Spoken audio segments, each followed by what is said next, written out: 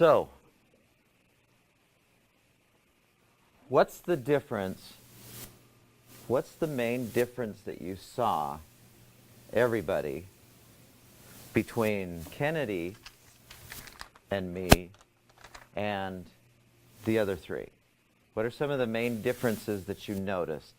In addition to what each of them mentioned, what are some of the things that you noticed? I think your body language was different every time, just how you responded. Explain what you mean by that. So sometimes your body language represented that you were unattentive and not fully there. Other times you were sitting up straight, looking at the person talking and taking in what they were saying by your responses. Okay. To go along with that, like you reflected Kennedy's body language back to her, so it looked like... What do you mean I reflected? So, like, you both had your legs crossed and were kind of sitting like this, talking to each other, and then with her, you were, like, leaning forward, like, as to attack her, and then with her, you were, like, on your phone, distracted and not there. So, kind of how you represented yourself. It looked like I was leaning forward attacking. That's interesting. I didn't even think about trying to do that. But that's interesting that it came across that way. Good. Thanks, Ronnie.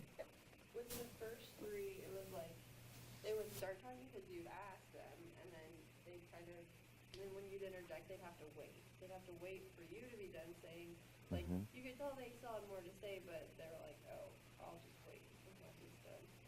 But with Kennedy, like, she felt like she could keep talking. Yeah, there was no...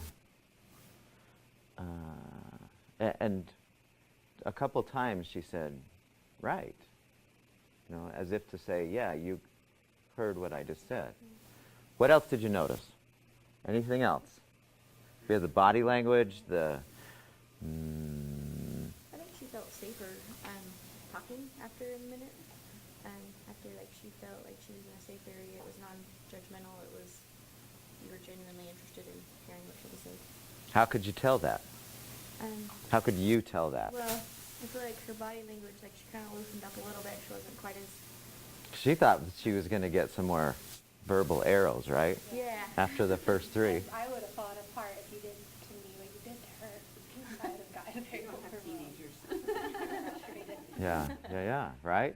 Now, and hold on to that, because I want to explore that a little bit. Did you have a thought? Their tone was all confidence. Kathy was very irritated. So was Ashley. She was After I responded? confused, Yeah. and she was warm and comforting. So their tone speaking to you was all different. Yeah. Most of us, there's several things, there's a lot of ways that we communicate. And we're taught and trained, you know, we learn how to write.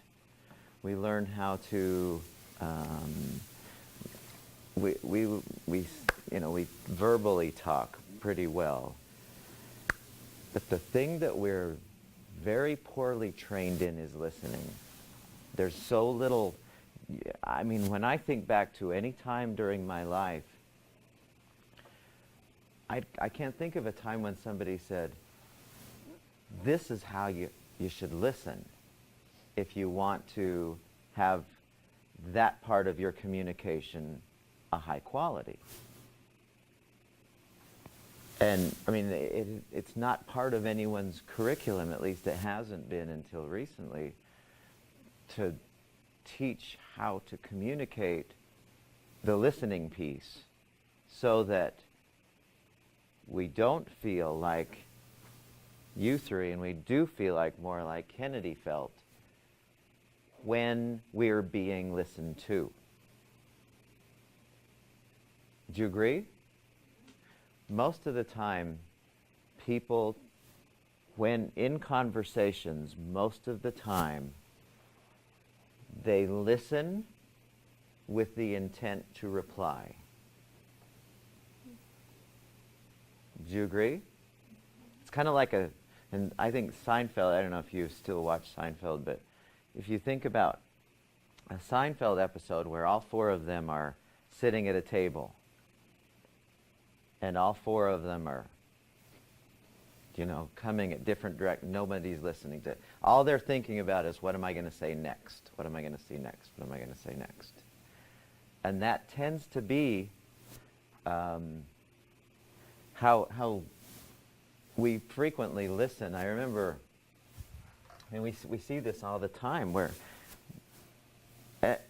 we're just kind of having conversations, and the whole time what we're doing is we're thinking, okay, if there's a gap, I'm going to toss something in there that's impressive, and there's no listening to what the other person's saying. And I don't say this as I'm making generalities. In general, what I'm going to invite you to do, what I'm going to share with you today, probably has made a bigger difference for me in my relationships than anything else that I can think of. This one skill of listening, how I want to show you, because it was totally brand new to me. When I was in my 30s when I learned this, and as soon as I learned I realized, man, I'm a horrible listener. And it's an easy skill to learn how to listen in a way where you feel like Kennedy more like than the other three.